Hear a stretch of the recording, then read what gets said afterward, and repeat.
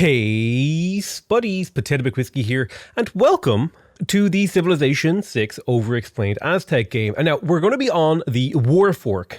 Basically, what I'm saying is, I'm going to show you, theoretically, why this war won't work if I were to continue it, and what we're trying to do here is just get a little bit of short-term value. Now, we just completed our government plaza in our capital city, which has given us an extra governor title. So let's go ahead and promote Pengala with culture. Generally speaking, you want to go for culture first. The reason for that is pretty simple. Getting access to political philosophy is a really important milestone for your empire. You can see here I was making 3.6 culture per turn, but once Pengala is established in 2 turns, that should go up significantly by 5 to 6 culture. The second reason you go for culture first is that there are more governor titles in the culture tree available. So by picking culture first, we will actually get to researcher faster, and it's overall just more efficient. I would generally say you want to get culture in the early game over science. We've met a whole bunch of people on the map here, and we've kind of slightly overshot our need for a golden age here, but that's okay. As long as you don't super overshoot it, you'll be fine. There is an argument to be made, though, for me to just camp out with all of my scouts right now and wait until I'm ready to meet the last person on the map to pick up a little bit of extra era score. I do have a spare envoy, and it's probably a good time to talk a little bit about envoys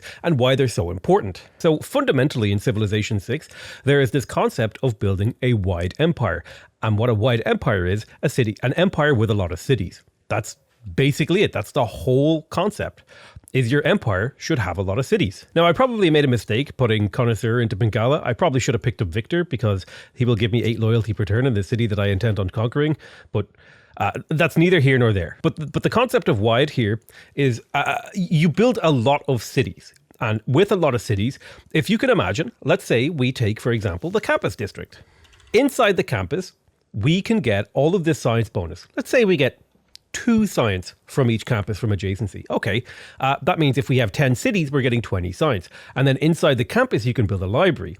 And that's another 2 science. So now we're getting 40 science. If we double the amount of cities that we have, we double the amount of science that we can generate. Now, it does cost a lot to build those settlers, but you can see the more citizens you have, the more your infrastructure scales.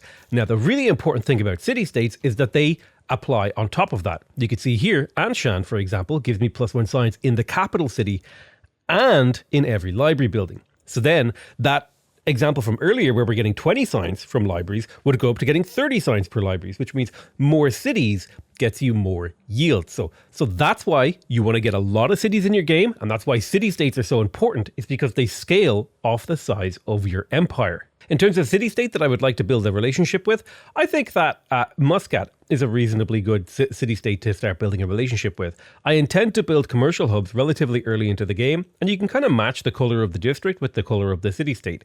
Muscat is a yellow city-state, which means they'll give me gold from my commercial hubs. You can see here, +2 gold in the capital and in every market or lighthouse building. And I'm already making a pretty penny here at about 8 gold per turn, which has now jumped up to 10. So seems like a pretty reasonable thing to do. So that's the logic behind why city-states are important and why I go for that. Let's start putting more and more pressure on the city. We are taking damage, and you can see here, now she's offering me 8 gold per turn for 30 turns for peace. So she's getting a little bit more desperate that she might lose this war. Let's go ahead and plunder this trade route, and that'll give me an extra 60 gold. Now I'm wondering, can I actually kill this city? I don't think I can kill the city this turn. Maybe if I double shot it with archers on top of an attack. Yeah, let's go ahead and attack the city twice. I would like the 40 science pillage, but I think I'm just going to kill the city. So now the city is flipping in 4 turns back to Korea, but we don't mind that. We're going to go ahead and keep the city, and now it'll be going in 6 turns. So we have a garrisoned unit, which gives us 5 loyalty, and there's a little bit of citizen pressure, but the fact that we have grievances here is a bit of a problem. This is why I was saying earlier on in the episode, I shouldn't have used my second governor title on Pengala, because now I'm going to have to reassign Pengala to this newly conquered city in order to get its loyalty down to a more reasonable level. But here's the thing, we don't necessarily want this city, so we might be like, hey, give me all of your resources and you can have your city back. We are kind of in the driver's seat right now. We can give this city back if we choose. Let's soften up this spearman so we can kill it with our warrior and maybe snag a builder. Yoink. There we go. Perfect. We got our free builder and we're in pretty good shape. Now, I want Korea to keep coming at me because, again, my goal here isn't to take and hold this city. My goal is to kill her units to turn them into builders and send them back to actually build my own infrastructure. So a couple of people are a little bit angry that I'm in a golden age, but that's not a big deal. So we have, in fact, achieved a golden age, which will allow us to make a dedication. Dedications are a really, really important part of the ages mechanic because depending on the dedication that we choose, will change the outcome of this era. We could, for example, go for free inquiry, which would be quite good for getting science early, or we could take Bren, Bush and Voice for the +1 culture for each specialty district that we build. We could also take monumentality if we thought we had enough faith in order to be able to get builders really efficiently and settlers really efficiently with faith, or we could take exitancy evangelists if we already have a religion and we intend to spread it, or if we'd like to pick one up. If we take a look at the great person screen, surprisingly, very few people have gone for a religion this game. In fact, there's only one religion on the map. Theoretically, we could go for a holy site here, but I would consider that to be like a pre-turn 50 move. And so it would be a little bit late to go for a religion now. Personally, considering our focus on getting commercial hubs up, I think free inquiry is a reasonable choice. And in fact, it's so reasonable a choice, I'm already working on getting currency. Let's go ahead and get a trader in our second city. We want a trader to be able to boost currency. So what we'll do is we'll go ahead and go to our quick deals. Now remember, if you don't have this, you'll have to do it manually. But I can sell off like 10 horses for like 36 gold and then go ahead and come in here and get my trader, and I'll send that trader to the city to boost currency next turn, and it'll all be happy days. Now I'm continuing to produce Eagle Warriors, not because this is a good decision, but because I want to show you why you don't want to overinvest in an ancient era war that you didn't go all in on already. Let's go ahead and try to steal another builder. And it didn't quite work. Remember, it is RNG whether or not you'll actually get those builders. And you can see here, now chariots have started to come out. And Eagle Warriors, while they are good, they don't really hold a candle to chariots, especially because the AI on the highest difficulty level gets a +4 combat strength on the offense and defense. So we're going to have a little bit of a struggle here to try and fight them off. Probably about time that we should maybe consider looking for peace here. And I think this is a pretty reasonable place to stop off. I've only built another 2 Eagle Warriors, which is a totally reasonable number of extra Eagle Warriors. I've opened up potentially settling to the south of Korea, and I've taken a city off of her, which will slow her down. I might be able to get another pillage off though, so I'm going to go ahead and keep this war going for another turn or two. And I'm also going to go ahead and build a monument in my capital, because we're long overdue on getting monuments. But it is important too, if you spawn next to Korea, you should attack her early. Korea is one of those civilizations in the game that kind of is necessary to do damage to in order to keep the game from getting out of control. She has a lot of power, and it's very, very easy for her to snowball into a position where it's really hard to deal with her. So now I have access to a trader in Malinalco because I purchased it last turn. I could send it to Leventa to pick up 3 gold per turn, but I would rather send it to my capital for 2 food, 2 production. And the reason that it's 2 food, 2 production in my capital is because I built the government plaza. The government plaza is one of the 3 districts that gives trade routes that are sent internally inside your empire, +1 food and +1 production. The city center naturally gives you +1 food and +1 production. Then the government plaza gives you +1 food and +1 production. And then finally, the diplomatic quarter over here will also give you +1 food, +1 production, which can give you a baseline +3 food, +3 production. Most other districts either give you food or production, like the commercial hub gives production. Anyway, I'm going to send it to the capital to help grow this city because I want my cities to grow. What I have right now is tempo. I've managed to capture a city, I've captured a bunch of builders, and I have relatively good control of my local area. So I need to capitalize on that tempo in order to get a really strong game. Let's go ahead and keep on pillaging Korean tiles in order to get our own advantage here. You know, like there's no risk to us being at war right now, so we should stay at war. It's all just reward, at least as it currently stands. Let's go ahead and buy this horse tile and improve it, because it's another +3 food, 2 production tile in my capital, which makes my capital arguably one of the strongest capitals I've actually ever had in the history of playing Civ. I don't think I care about faith, so I don't want my city to automatically work this faith tile. So I'm going to go ahead and tell the city by clicking twice on this little symbol that it should avoid working faith where possible. Now that Malinalco has a monument and has basic infrastructure up, I want to be able to place down the commercial hub. So I'm going to put 1 turn into a builder, but then I'm going to put the commercial hub down. I also want to put down the commercial hub in Tenochtitlan because it's a 6-turn build for a +4 commercial hub. You can see here it's getting 2 from the river, 1 from having 2 adjacent districts, and then another 1 from having a government plaza. So that's going to be +4 gold and +4 science, and the science is coming from the dedication that I made, the free inquiry dedication. So it's all kind of working out really well for me right here. That early boost of science will be really, really useful. I haven't quite decided what I plan to do with this stone tile, but I am kind of tempted to put a district here, because if I put a district here, I will get another +1 on this thing. And there are like some pretty interesting options here. Maybe I could put an industrial zone here, because it'll get an extra +1 adjacency from being adjacent to the stone, and it'll get a +1 adjacency from having 2 districts beside it. And if I were to put an aqueduct right here, it would actually be a +4 adjacency industrial zone, which is quite powerful. The only problem is this industrial zone would miss hitting Sempuala. However, if I were to put the industrial zone one tile down and then move the commercial hub one tile up, it would be a slightly worse industrial zone, but at least the AoE production that it provides later on in the game would be spread around. I think I'm more willing to get myself a +3 commercial hub now rather than a +2. So I'll go ahead and stick with the current plan. I'm going to go ahead and get to work on mathematics because I would like access to my diplomatic quarter. It's pretty important to get this relatively early into the game. You don't have to rush it, but early is good to get. And I already have a campus as well as a government plaza. So once I finish this commercial hub, I should get this technology boosted. Unfortunately, these barbs down here have decided to make themselves a nuisance, so I will have to pull back these 2 Aztec warriors, and so I've decided not to fully commit to this attack, because I know it won't work long term. It's simply just too difficult to really get a successful attack in the ancient era. Let's go ahead and take the important Governor Victor here, and put him into the city of Gwangju, so I can finally put Pingala into a city that matters, like my capital. Let's try to kill this warrior in order to pick up a builder. And we did in fact get a free builder. So all things are working out quite well here. In fact, I'm getting a huge advantage from being able to continue this war. This is why people tend to fear Korea because of her extremely high stats.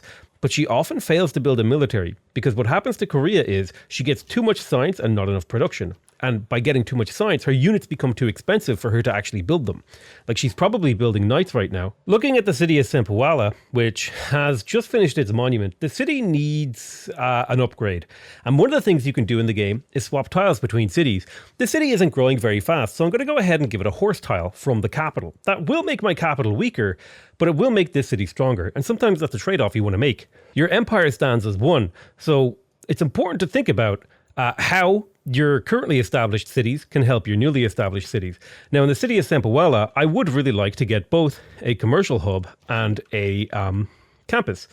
And I think the positioning on this is like this. I could put the commercial hub over here, and that would be a pretty reasonable choice. But by placing my districts in a triangle with the city centre, I'll get +1 adjacency on them. And overall, that's a slightly better. Plus, that leaves this land over here to eventually become a farm triangle. Farm triangles are a concept that'll be introduced into the mid-game, or rather, will be introduced in the mid-game when we unlock Feudalism. Feudalism will give your farms +1 food for every 2 adjacent farms, so instead of getting +1 food from these farms, it'll be +2. That's important because if you think about every single tile in the game, it takes 2 food to work a tile, right? Because every citizen in your city that works a tile eats 2 food. So if you put a farm on a tile and you're only getting +1 food back, that's not a very good return on investment. Whereas if you get +2 food back, that's literally twice as good. That's why we want to time our feudalism push with getting 6 farms in our empire somewhere, ideally on 3 adjacent flatland tiles. In fact, I'm pretty sure my capital would also really like a farm triangle. I would make the argument that every city should have at least 1 farm triangle, if you can manage it. It's not the most important thing to do, but if you follow that rule of thumb, you will have really strong cities, in terms of growth at least. I think the general rule of thumb is improve your basic resources early, then look for farm triangles, and otherwise improve things for more production. So let's get to work on the commercial hub in the city of Sempuala. While we can get a lot of science from these campuses, don't forget, right now our commercial hubs are giving us science as well. So that's what we want to focus on. Gwangju is also needing to grow a lot, so I'm going to go ahead and emphasize growing on food. You can click on tiles, by the way, to lock them in. And I'm going to emphasize growing on food, even though we have a lot of negative food growth modifiers from the loyalty and stuff like that. I need this city to grow in order to solidify its loyalty, because loyalty is based on the number of units or number of population in the city.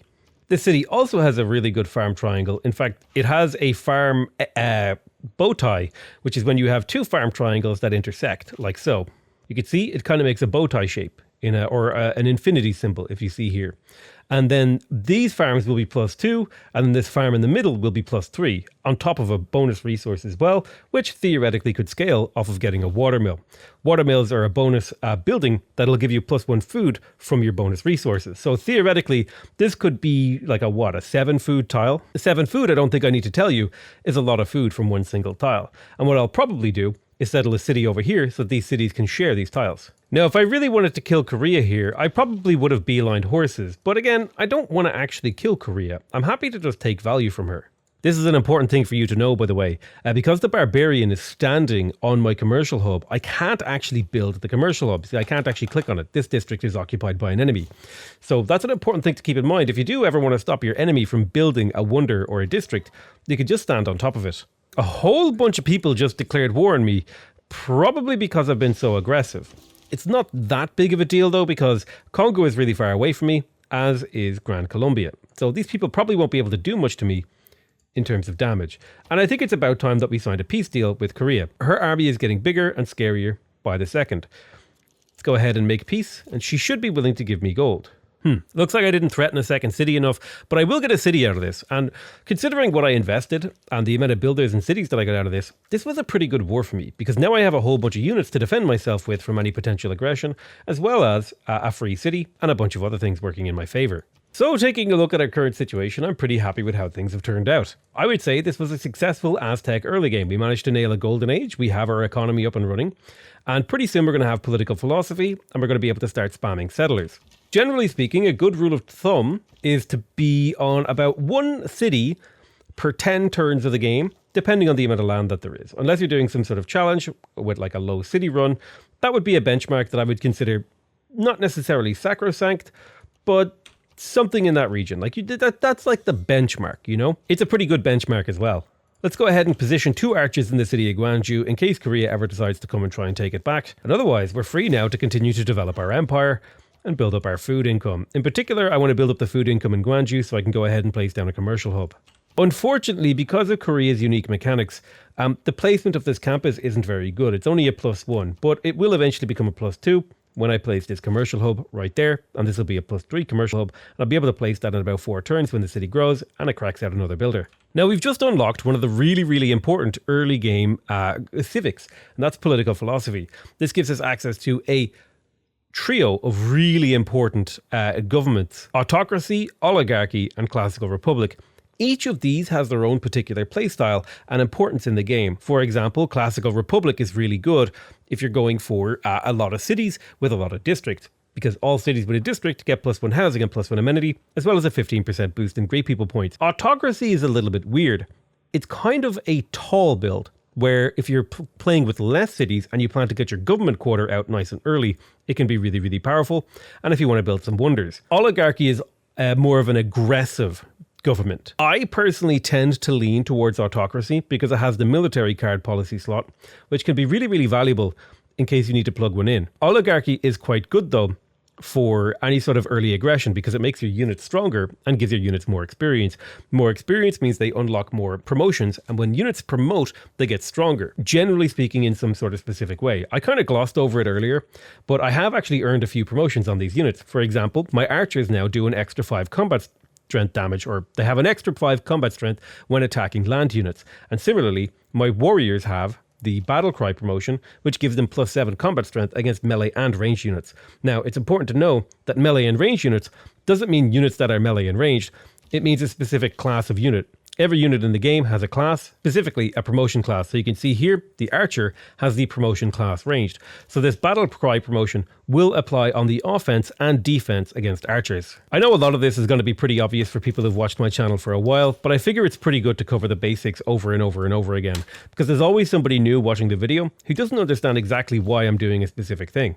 Nice. And because our first commercial hub, or rather, this was our first commercial hub with an adjacency of 4 or higher, we actually got 3 era score out of it, which is pretty damn nice. Now, if we check out this era score, we're picking up a 4 gold per turn, but because we're in that unique dedication, we're also getting 4 signs from that commercial hub. So these commercial hubs are extremely valuable. Now, when you actually build your commercial hub, it's really important that you get your market ASAP. Markets are really powerful buildings because they give you a little bit of gold and a great merchant point per turn. But the really important part of the market is the fact that it gives you +1 trade route capacity. Now, if we go back to the trade route that we have currently, that's 2 food, 3 production. I could theoretically get 2 food, 3 production in every single one of my cities that I build a market and put a trader in. So those extra traders are essentially like adding another tile. Like for example, it's like adding another horse tile, except imagine if it was 2 food, 3 production. That's really, really powerful. And these internal trade routes will only get stronger as the game goes on. Our next goal to use our military is to try to secure places that we want to settle our cities. And we also need to start deciding upon where we want to settle our cities. Now, I do want to get my markets up first, But let's go ahead and actually choose our government. In this particular game, I'm going to go ahead and go for Classical Republic because the extra amenities will be really useful. All of these are actually valid choices, but let's take Classical Republic. I'm going to go ahead and plug in colonization as well as income. This will give me a little bit of production in every city, as well as a boost towards settlers and builders. I'm also going to plug in charismatic leader so I can get a little bit of influence put towards city-states. Influence is up here in the top of the UI. You get a certain amount per turn depending on the government that you're in. You could see here, Classical Republic gains 3 influence per turn, and at 100 points they gain 1 envoy. And by adding that card to my government, I'm now getting 5 points per turn, which significantly speeds up the rate at which I'll get envoys. If I come down to monarchy here, you can see here it gains 5 influence per turn and gets 2 envoys at 150 points. So the amount of envoys you get throughout the game will go up. Just keep that in mind, roughly how they work. Let's finally go ahead and unlock mathematics like we had planned, because we did actually manage to build 3 specialty districts, and then I'm going to pick up one of the most important techs in the game, and that's Apprenticeship. Apprenticeship is so important because it has the ability to give your mines +1 production, and the boost is only to build 3 mines, so it should be relatively easy for me with all these builder charges I have running around to get access to it. Now I've managed to defend this commercial hub over here, so I'm going to go ahead and get to work on it, and I want to actually use my builders here to build it. Similarly, over here in Malinalco, I don't really have tiles that I need to improve right now. Most of my cities have fully improved tiles, or I don't have the technology to improve their tiles. So ideally, I would look for a mine or 2, which I don't exactly have right now. So I'm going to go ahead and just spend builder charges, which is the Aztec unique ability, in order to build my commercial hubs faster. The faster I get my commercial hubs, the faster I get my trade routes, the faster I get my trade routes, the faster my cities grow. Now, once you have political philosophy, I would say 99% of your games, you're going to want to go to feudalism so that you can get access to builders. And also, the second that you get political philosophy, you're probably going to want to cancel whatever you were doing in the city that has your government plaza and get to work of one of these 3 things. For example, audience chamber, ancestral hall, or warlord's throne. My plan is to mass expand this game, so I'm going to go for ancestral hall. It'll take 9 turns, but then I'll be able to produce settlers 50% faster in this particular city. Guangzhou finished a builder. Let's go ahead and get the farm triangle down. Boom. And we got a little bit of extra era score because this tile had been flooded and improved by the flood, which is something that can happen in the game. Now that the city is 4 population, we're going to get to work on a commercial hub. Again, remember, commercial hubs, commercial hubs, commercial hubs. We want to get as many commercial hubs out as possible, as fast as possible in this particular era. Pop in another build charge here, and now this commercial hub is only 2 turns away from finishing. Very nice. Unfortunately, I waited a little bit too long to deal with this barb camp, and now it's popping out swordsmen. Not to worry, Aztec Eagle Warriors with the battle cry promotion can stand toe-to-toe with swordsmen as long as they're on the defense. So you just have to be a little bit careful about how you do things. I probably need to get an archer down there, and probably should have brought an archer down there already. My Eagle Warrior managed to pick up a promotion on the defense. Again, when you first level up a unit, you have a choice between Battlecry and Tortoise, specifically melee units. In my opinion, 99% of the time, Battlecry is better. However, if you have no intention of ever attacking with this unit, Tortoise can be good because it gives them a better defense against all ranged attacks. I like Battlecry because it allows me to occasionally punch above their weight when they're going on the offense, like right here. With all my luxury bonuses and the flanking bonuses, I'm actually able to out DPS this swordsman on the offense here. Now we can go ahead and snatch up this swordsman with the kill, and then grab this barb camp in order to clear it and gain the era score. I'm not gunning for another golden age. Oftentimes, in my opinion, when you're playing on deity, it can be hard to get a classical era golden age and a medieval era golden age. So you probably want to push for one or the other. And so your play is going to evolve depending on which one you decide to go for. Nice, we have the market in Manilalco. That's like an impossible city to pronounce. I would love to place my campus right now, and I'm going to go ahead and do that by doing this. This is a +3 campus that will eventually become +4. But for now, I'm going to go ahead and build the market. Now, the reason that I placed the campus is you can see down here, cost 117. The price of your district increases over the course of the game as you research more of the technology. But if you place down the district, the price won't increase for that specific district. So this campus will always be 117 production, no matter how far into the game I go.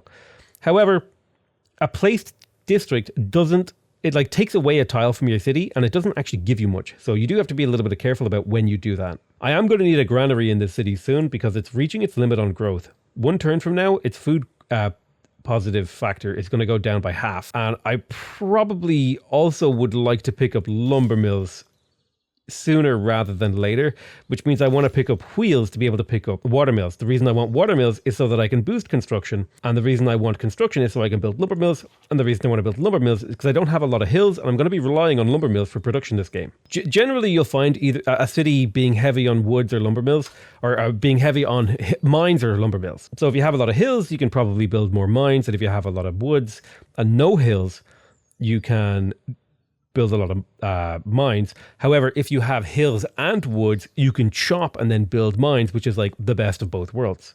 So apparently I was spotted in the fog of war by a scout, and a barbarian horde of horsemen has decided to come knocking on my door. Don't worry about this. This is just Civilization 6 in action. The AI barbarian swarms, for some reason, have an incredibly high bias to come attack players. It's really annoying, so just get used to dealing with it. There we go, we have access to watermills, so we are going to want to build a watermill in one of my river cities pretty soon. Alternatively, if I can sell a resource... Why does it look like this? I have 2 ivory, so I guess I do have spare ivory. For some reason, it's not showing up in the UI. Nobody wants to buy my ivory, which is kind of sad. I decided to buy another hill tile down here so I can place a 3rd mine and get apprenticeship boosted. It's really, really important that you pick up the easy boosts if you can, because they actually offer you so much science, because my science isn't very high right now if you compare it to the AIs. So I need to catch up through any means necessary, or just possible. Another trick here in this particular situation that you can use is if your unit is surrounded and dying, you can fortify and then click the unit and then cancel the fortify and promote, and now the unit both healed from the promotion and is fortified. Just like a cute little tip that not a lot of people know about. So I have access to my ancestral hall in my capital, and I would really like to place down my campus in here so I can lock the price in, but I don't quite have enough gold. I'm wondering if maybe somebody could buy a few of my horses. Unfortunately, it looks like I'm at war with the majority of players in the game, so maybe they'll be willing to go to peace. Oh my god, he wants so much money from me? Why? I haven't done anything to him. The AI is a little bit erratic sometimes, especially warmonger AI like Simon Bolivar. So just keep that in mind. But yeah, I'm going to go ahead and get to work on the market because that +1 trade route capacity is incredibly important. The earlier I get it, the better. I don't really have anything here that would significantly help me this game if I were to actually spend my envoys. So oftentimes it's a good idea to just save your envoys for later until you have a better opportunity. I also have another governor title, and I'm going to go ahead and put that into Pingala so I can get +1 science per turn per population in the city. Now if I come back to Tenochtitlan, you can see it's making 11 science per turn, and I refresh it and it's up to 20. So it is a significant amount of science if you can get a really good city going with it. Important to note. Now I have yet another governor title, and there's a few choices here that I could work on. I could either take Amani if I wanted to try to take control of a city-state. I could take Magnus if I felt like maybe doing some chopping and settler stuff, or I could take Liang if I want really efficient builders. I feel like Liang is a pretty good choice here. Efficient builder charges is quite good for a single governor title. So I'll go ahead and put her into Sempawala and get another mine in here, boosting apprenticeship, leaving me 2 turns from getting another +1 production on these mines. I'm going to make sure that I'm focusing on working tiles that have slightly higher food than this tobacco tile. I do need to start thinking about potentially coming back and picking up irrigation, so I'm going to go ahead and 1-turn that technology because there's a lot of plantations around my empire that I haven't improved, and irrigation gives me the technology for plantations. I'm going to want more builders soon. However, I think I'll probably just crack out 1 builder at some point in order to get the feudalism boost. I already have 1, 2, 3 farms. I just need another 3, so potentially how much would a builder cost here? I think I'm going to get a builder in Sempawala before, or Chempawala, I don't even know how it's pronounced, after this commercial hub. So I can go ahead and place down a few of these farms and get the boost for feudalism and then get the +2 builder card action, a builder charge card, rather. Nice, there's apprenticeship. We have access to workshops, industrial zones, man-at-arms, and +1 production from mines. So you can see these mine tiles are a much more healthy 2 food 3 production tile as opposed to being a 2 food 2 production tile, which is roughly comparable to horses. These will get stronger, and now mines are going to be the main source of production for my empire. So we're kind of hitting the beginning of the mid-game once you have things like apprenticeship, and you have things like feudalism. Brilliant. There's bronze working, which will give me access to the iron resource, as well as access to the barracks and encampment. Did actually manage to find an iron tile, and iron is quite useful because it gives you +1 science on the tile. Quite handy. We found another science over here on the city of Guangzhou. So this city of Guangzhou has actually settled on the iron. And even though we only just discovered the iron, we're now getting that +1 science per turn, which is quite handy. We're also now accumulating the iron resource, which of course we can sell to the AI if they lack it. You can see here, the Ottomans are willing to give me 3 gold per turn for 6 iron. Let's get to work on the watermill in Guangzhou. This city has a rice resource, and that'll give me cause to delay construction. I'll go ahead and pick up ironworking or something like that to delay it. Sometimes it is worth it to delay technologies if you think you can get a boost for it. We've just finished the market in our capital. Let's go ahead and place our campus down And while it isn't the greatest campus that's ever lived, it is a pretty good +3 campus, and that'll be good enough for me. Now, with the completion of a commercial hub and a government plaza, I think it's time that we got to work on our settlers. And we're going to be building nothing but settlers in the city for quite a while, which is a bit unfortunate because it's going to start knocking down the population. Every time you build a settler, your city loses population. However, the upside of that is this city has really, really good food, so it'll grow back that population relatively quickly. The downside of that too is Pingala will not generate as much culture and science as I'm losing population, but that's okay. The other upside is the city is at its housing cap, so it's already kind of, some of this food is going to waste, so maybe building settlers is the best thing we could do in the city right now. Nice, we got the granary finished in Sempawala. I had already invested into it pretty heavily. While I don't need the housing, I'd already invested into it, and I thought it would be okay to finish it. Let's go ahead and get to work on the markets. We want to build up our gold economy. We're making a healthy 40 gold per turn, and we want that to continue to grow. Because remember, gold can be used to basically accelerate your economy. Think of gold as production that can move between cities. If there's something you need right now, you can get it with gold. Also think of gold as a way of sustaining a military. If we decide to go to war later on in the game, we're going to be able to afford a really huge army and be able to do some pre-building and purchasing, like we did with the archers in the previous episode, where we built a bunch of slingers and then upgraded them into archers. This is like a really efficient way to do things for a couple of reasons, because if we take a look at a unit, right, let's take a look at the swordsman. The swordsman costs 90 production, okay? Whereas the next unit, the man-at-arms, that costs like 160. So this is nearly like 50% or more than 50% more expensive for the man-at-arms. But like to upgrade from a swordsman to a man-at-arms is only like 100 gold. So if you build a bunch of swordsmen, and then the turn that you research apprenticeship, you spend like 400 gold upgrading swordsmen.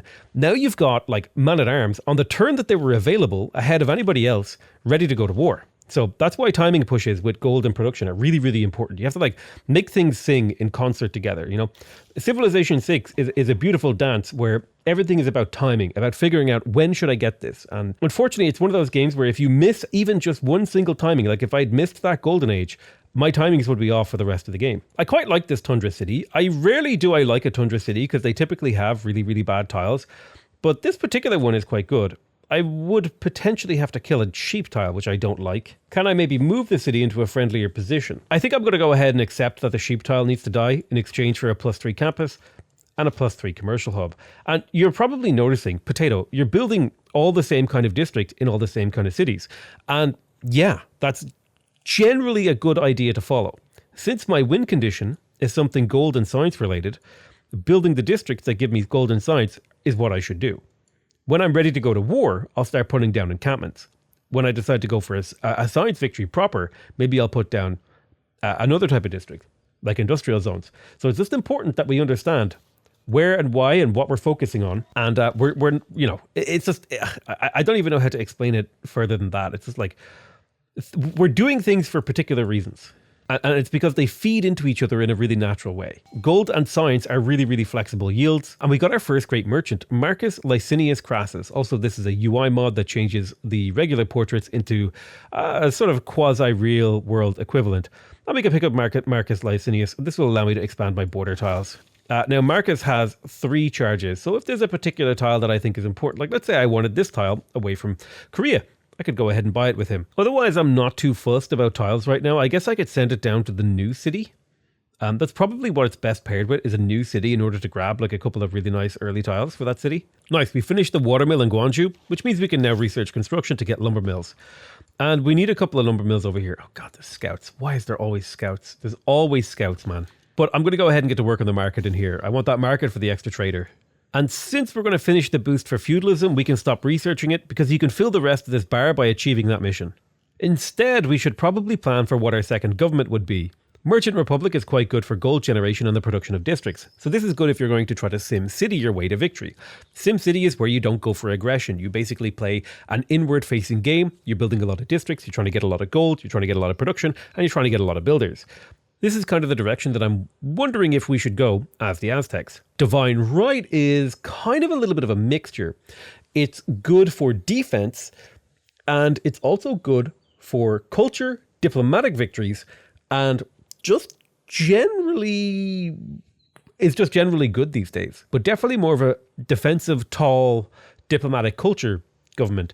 And then a theocracy is more of a religious slash aggressive slash, what's the word I'm looking for? It's like a religious slash aggressive slash faith purchasey type of thing. And faith isn't necessarily religious stuff. It's kind of, there are things. So I think this game we're going to head for Merchant Republic. I think monarchy isn't the move. I think Merchant Republic is. And then maybe we'll do a fascism push. So let's go ahead and finish the farm, and boom, that will finish feudalism for us, giving us access to the 2 charge builders, 2 extra charges on our builders, as well as better farm improvements. Now, I'm not getting the benefit of those better farms right now, but I will in the near future when I start spamming out builders out of this city.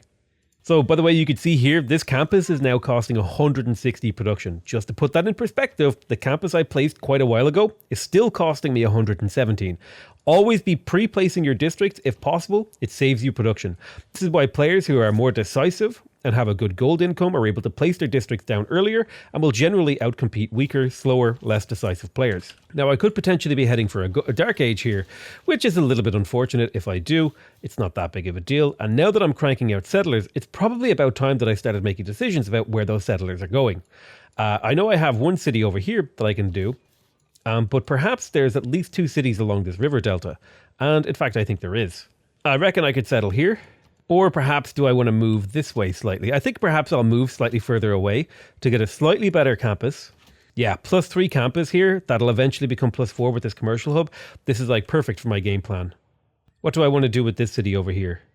Perhaps I'll settle a city right there. Yeah, this looks pretty reasonable to me.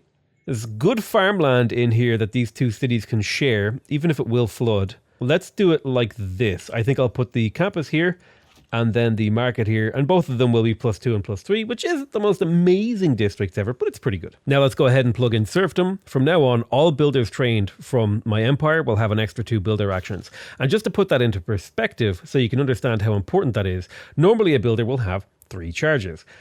My builders will have another +2. And because I'm building it in the city with Liang, it'll have another +1. So I'll be getting builders with twice as many build charges for the same amount of production. Normally, right now, don't forget that the cost of a builder goes up the more builders you build. But right now, it would have cost me something in the region of, I don't know, was it 22 production per build charge? But now I'm getting 6 build charges for the same, so it's only costing me 11 production per build charge. This is like an extremely efficient time for me to be building builders, and I will be building builders. This is sort of a build that I generally go for in a lot of my games. I'll go Ancestral Hall, some sort of early game build or play. Like, for example, I'll go for a religion maybe. And then I'll go for a government plaza with Ancestral Hall, and then another city set up to build builders. So this city makes the settlers, and this city makes the builders. And by doing both of those, I develop my empire incredibly quickly. So it's around turn 80. Typically, it starts happening around turn 100. But this is where my empire is going to explode. If you were able to look at a graph of how powerful my empire is, it would look relatively flat until this point, and then it would go ever more vertical for the rest of the game, which is the entire goal. We're going to be playing a very explosive game here. But that's going to be it for the rest of the episode, But that's going to be it for this episode. I love you all very much, and I'll see you guys next time. Bye-bye.